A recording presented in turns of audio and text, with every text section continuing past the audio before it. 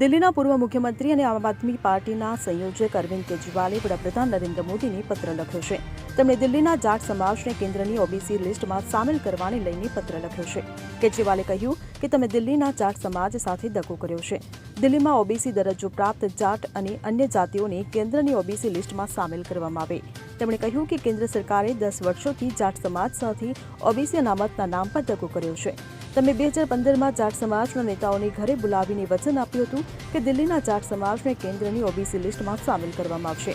2019માં અમિત શાહે જાટ સમાજને કેન્દ્રની ઓબીસી લિસ્ટમાં લાવવાનું વચન આપ્યું હતું.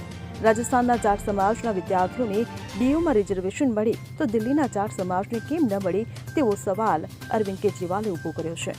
Bureau report CN24 news.